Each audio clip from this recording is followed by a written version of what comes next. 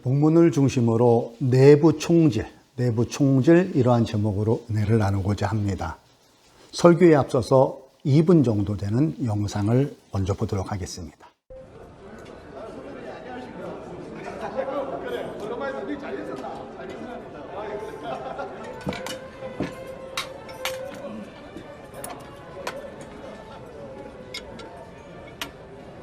(30%) 자식들이 우릴 봉으로 하나? 저것들이 누구 덕에 먹고 사는데? 저거들은 저거들 때문에 우리가 먹고 사는 줄 아는 게지. 뭐가 그리 심각하노? 브로커 수수료 올려달라고. 이거들 그 송모식인가 대전에서 내려오나 얘기 들었나? 그 나이트 삐끼들 맨치로 찌라시 명함 돌리고 다닌단다. 나도 듣긴 들었다. 아니 뭐 하는데 명함을 돌리고 그래? 그 뭐 부동산 등기인가 뭔가 그거 한다 하더라. 등기? 아이고 문디 등신 앵가 일 없는갑다. 그런데 그거 사법수사가 하는 거 아이가? 변호사가 해도 되나? 얼마 전에 법이 바뀌니까 이제 변호사도 된답니다. 그 누가 말려야지 냅두가 되겠나? 그럼 그 대학은 어디 나왔는데? 대학은 무슨 대학 고졸을 가던데. 고졸? 이 거라이 까네 그러는구만. 에? 이 원래 이 독고다이로 뛰는 놈들이 그러는 기지. 참. 이거 오물쯤 망치는 꼴뚜기가 다 시킨다더만. 고졸, 등기에 참 글마. 형님 오셨습니까? 일찍 들어왔네. 물어. 오, 네 왔구나. 누구들 인사했나? 안녕하십니까. 나이트 삐끼 맨치로 명함 돌리가 변호사님들 웃사스럽게 만든 독고다이 송우석입니다. 부동산 등기 그게 자잘하긴 해도 박리담회로 묵고 살만합니다. 브로커들한테 돈 안 갖다 바치도 돼서 좋은 면도 있고요. 그럼 맛있게들 드시소. 형님 먼저 들어가겠습니다.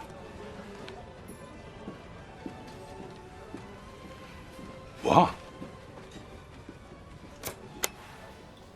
2013년도로 기억됩니다. 그때 영화 변호인이라는 영화를 여러분 보셨을 거예요. 대학은 어디 나왔는데? 대학은 무슨 대학? 고졸이라 하는데. 고졸? 그러니까 그렇게 고졸에 등기해. 자신을 뒤스치는 변호사들에게 명함을 돌리고 나오는 송우석 변호사의 마음이 어떠했을 것 같습니까? 저는 그 송우석 변호사가 벽을 느꼈을 것 같습니다. 보이지 않는 벽, 학벌이라는 벽, 파벌이라는 벽, 기득권이라는 벽. 오늘 본문은 예수님께서 고향을 방문하신 일에서부터 시작되고 있습니다. 오랜만에 고향을 방문해서 반갑게 만나야 할 사람들인데 환영은커녕 예수님을 배척했다고 마가는 기록하고 있습니다. 영화에서 송우석 변호사가 같은 법조인들에게 두터운 벽을 느꼈던 것처럼 아마도 주님은 같은 고향 사람들에게서 두터운 벽을 느끼셨을 겁니다. 본문에 그려지고 있는 장면을 읽으면서 저는 이러한 상황을 내부 총질이라고 표현해 보고 싶었습니다. 내부 총질. 내부 총질이라는 말은 주로 정치권에서 많이 쓰이는 용어죠. 먼저 총질이라는 단어가 섬뜩하게 다가옵니다. 내부라는 것은 안에서 총질을 한다는 것이고 전투에서 아군에게 같은 편향에 총을 쏘아야 된다는 것이고 부정적 의미로 다가오는 용어이기도 합니다. 그 당시 예수님에 대한 소문은 이미 유대 전역에 퍼져가고 있을 때라 예수님께서 고향인 나사렛을 방문했을 때는 고향 사람들도 예수님의 행적에 대해 많이 알고 있었을 것입니다. 예수님이 어렸을 적부터 생활하셨던 고향에는 예수님의 친구들도 있었을 테고 동네 어르신들, 육신의 아버지 요셉과 육신의 어머니 마리아의 친인척들도 살고 있었겠구나를 우리는 본문을 읽으면서 얼마든지 가늠해 볼 수 있습니다. 예수님의 고향에서 생활하실 때 예수님은 불량배대 아니셨을 테고 그렇다고 남에게 폐를 끼치거나 야반도주하는 것도 아닐 텐데 예수님은 왜 고향 사람들에게 배척을 받으신 걸까요? 왜 같은 고향 사람들에게서 내부 총질 당하는 것 같은 그런 상황이 벌어졌던 것일까요? 이러한 질문을 가지고 본문 2절과 3절을 한번 읽어봅니다. 2절과 3절입니다. 안식일이 되어서 예수께서 회당에서 가르치기 시작하셨다. 많은 사람이 듣고 놀라서 말하였다. 이 사람이 어디에서 이런 모든 것을 얻었을까? 이 사람에게 있는 지혜는 어떤 것일까? 그가 어떻게 그 손으로 이런 기적들을 일으킬까? 3절입니다. 이 사람은 마리아의 아들 목수가 아닌가? 그는 야고보와 요셉과 유다와 시몬의 형이 아닌가? 또 그의 누이들은 모두 우리와 같이 여기에 살고 있지 않은가? 그러면서 그들은 예수를 달갑지 않게 여겼다. 고향 사람들의 선입견이 주님을 달갑지 않게 여기게 하는 요인으로 작용할 수 있음을 우리는 2절과 3절에서 보게 됩니다. 예수님께서 안식일 날 회당에서 가르치는 모습을 이 동네 사람들이 보고 놀라지요. 오늘 우리가 읽은 2절에 보면은 놀라서 이 원어적 의미를 제가 찾아보니까 밖으로부터 한 대 얻어맞은 것처럼 큰 충격을 받아 그 충격이 이어지고 있다는 의미로 쓰여지고 있습니다.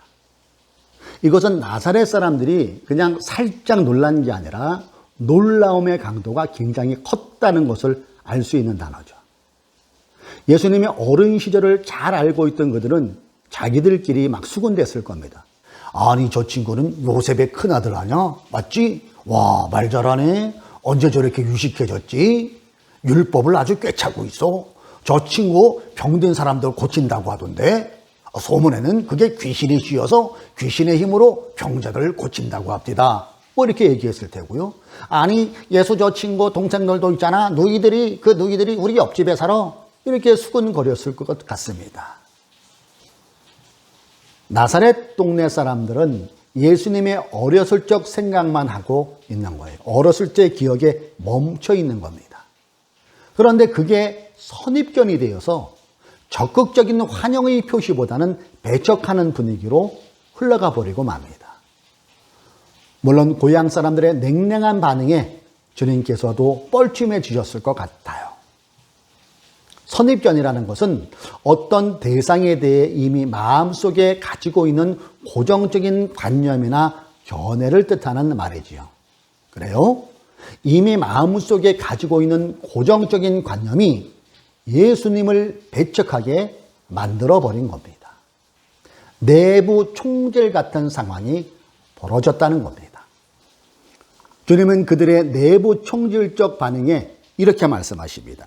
자, 4절에 주님의 반응이 나오죠. 4절을 같이 읽어보겠습니다. 그래서 예수께서 그들에게 말씀하셨다. 예언자는 자기 고향과 자기 친척과 자기 집 밖에서는 존경을 받지 않는 법이 없다. 주님의 이 말씀은 예언자는 자기 고향, 자기 친척 외에서는 다 존경받는다.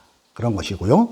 이 말씀에 가만히 우리가 묵상하다 보면은 고향 사람들의 내부 총질적 반응이 선입견 때문에 그렇다는 것을 이 주님의 말씀을 통해서도 우리가 눈치챌 수가 있습니다. 이처럼 선입견은 참 무섭습니다. 이 선입견이 때로는 복음도 변절시킵니다.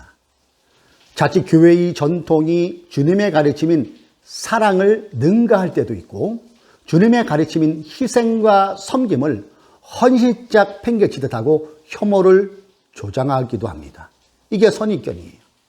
이러한 선입견이 하나님의 크신 은혜를 막아버릴 일을 자행하기도 합니다. 선입견은 하나님조차도 무력화신으로 전락시켜버린다는 거죠. 에이, 아무리 하나님이라지만 이걸 할 수 있겠어? 하나님이라도 이거 힘들걸? 이러한 선입견적 생각이 내부 총질적 반응으로 나타날 수가 있다는 것입니다. 여기서 우리에게 질문을 한번 해봅니다. 그럼 우리는 신앙생활을 하면서 선입견과 내부 총질 안 하나요? 여러분 정말 장담할 수 있습니까? 이 부분에 대해서?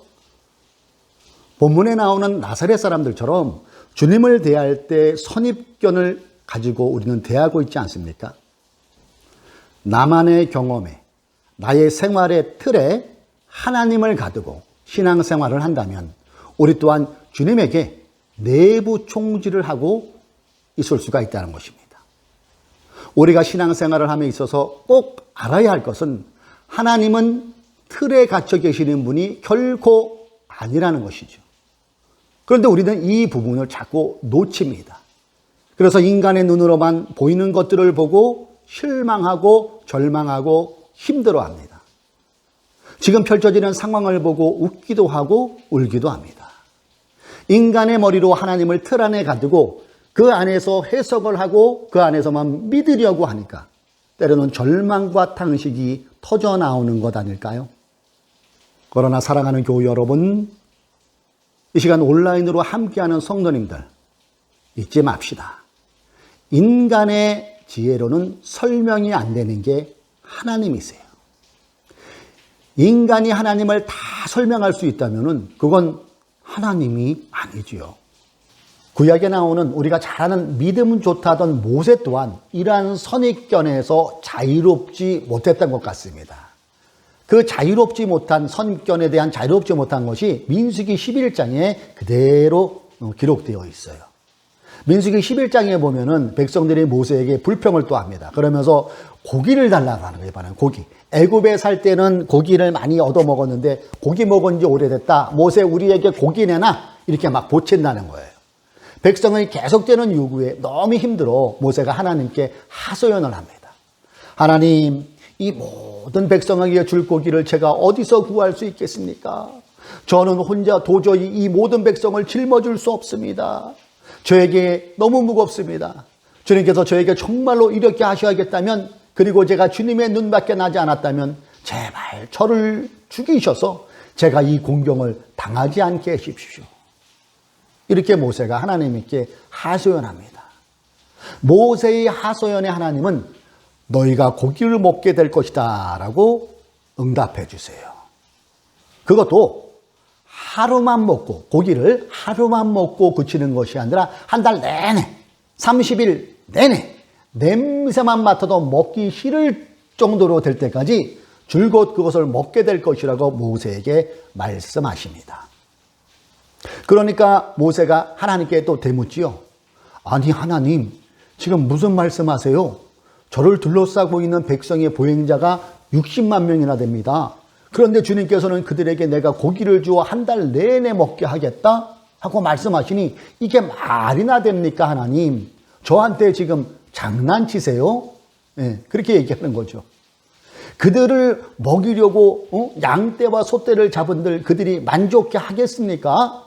바다에 있는 고기를 모두 잡은들 그들이 만족해 하겠습니까? 모세의 이 대꾸에 하나님께서 이렇게 말씀하시죠. 나의 손이 짧아지기라도 하였느냐? 이제는 내가 말한 것이 너에게 사실로 이루어지는지 그렇지 아니한지를 볼 것이다. 아, 그리고 정말 하나님께서 바람을 슉 일으키시잖아요. 그래서 바다 쪽에서 메추라기들을 막 몰려서 진을, 이스라엘 12지파가 있는 그 진을 삥 둘러서 하루길 될 만한 지역에 떨어뜨리시죠. 땅 위로 메추라기가 수북히 쌓이게 하십니다. 나의 손이 짧아지기라도 하였느냐? 아니죠. 우리 하나님은 우리 사고 안에 결코 가둘 수 없는 높고 크고 위대하신 분이십니다. 존재 그 자체이신 분이 하나님이십니다. 하나님은 하나님 안에 방법이 있습니다. 그리고 우리 하나님은 인간의 선입견을 한참 뛰어넘는 하나님만의 방법으로 지금도 우리를 이끌어 가시는 하나님이시라는 거예요. 사랑하는 교우 여러분, 지금이야말로 이러한 믿음이 절실한 시기입니다. 하나님만의 방식으로 우리를 이끌어 가신다는 그 믿음이 절대적으로 필요한 시기가 바로 코로나19라는 터널을 지나가고 있는 지금이라는 것입니다. 그리고 이것이 믿음이고 이게 찐 믿음, 진짜 믿음이라는 것입니다. 고향 사람들의 내부 총질적 배척은 예수님으로 하여금 고향에서 많은 이적을 나타내지 못하게 하는 요인으로 작용했다는 걸 저자 마가는 5절에서 쓰고 있어요. 자, 5절을 보십시오. 예수께서는 다만 몇몇 병자에게 손을 얹어서 고쳐주신 것 밖에는 거기서는 아무 기적도 행하실 수 없었다. 이어서 6절을 봅시다. 6절은 고향 나사렛에서 주님이 남기시는 말씀을 끝으로 사역을 마감하십니다. 자, 6절 보세요. 그리고 그들이 믿지 않는 것에 놀라셨다. 주님의 이 말씀이 우리에게도 적용되면 곤란하지 않겠어요? 박종배가 믿지 않음에 놀라셨다. 김태환이, 박민준이, 유현우가, 박예은, 오유석이, 홍주연이, 박예진이, 신찬이가 믿지 않음에 놀라셨다. 더 나아가 하늘뜻 푸른 교회 교우들이 믿지 않음에 놀라셨다. 이러면 곤란하지요. 이래서는 안 되지요. 하나님을 선입견으로 재단하거나 나이 사고의 틀에 결코 가두지 맙시다. 하나님은 그런 하나님이 아니십니다. 우리 하나님은 존재 자체이시라는 것을 다시 한번 기억하시고 마음에 새기시고 하나님만의 방식대로 일하고 계심을 인정해 드립시다. 모세에게 물으셨던 나의 손이 짧기라도 하여졌나이 이 물음은 오늘 본문을 통하여 우리에게 묻고 계신 주님의 질문이십니다. 이제 우리의 선입견에서 출발되는 내부 총질적 반응은 멈추고 그분의 일하심을 신뢰하고 기다릴 줄 아는 성도들이 됩시다.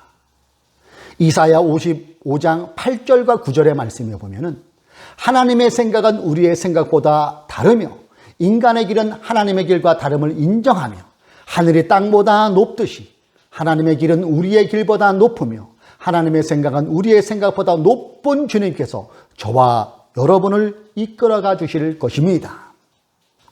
지금 우리가 지나는 이 시기는 동굴이 아닙니다. 동굴은 막혔잖아요. 우리가 지나가는 이 시기는 터널인 좀 있습니다.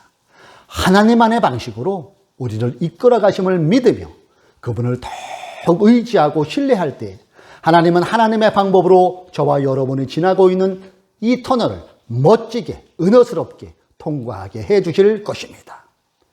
코로나19의 터널, 경제적 어려움의 터널, 취업의 터널, 가정의 터널을 하나님의 스타일과 그분만의 방법으로 이끌어가 주심을 믿으십시오. 본문을 통하여 우리가 결단해야 할 것 한 가지, 그것은 주님을 향한 내부 총질 금지입니다. 즉 선입견으로 하나님의 일하심을 재단하지 않는 것입니다. 비록 지금은 힘들고 주저앉고 싶을 때가 왜 아니 있겠어요.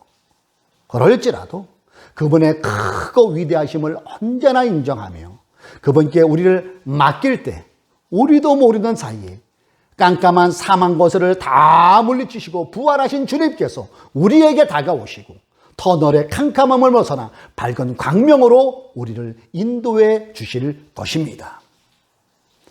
오늘 본문 앞에서 우리가 할 일은 뭐라고요? 내부 총질 금지, 신학적 내부 총질 금지, 선입견 금지입니다.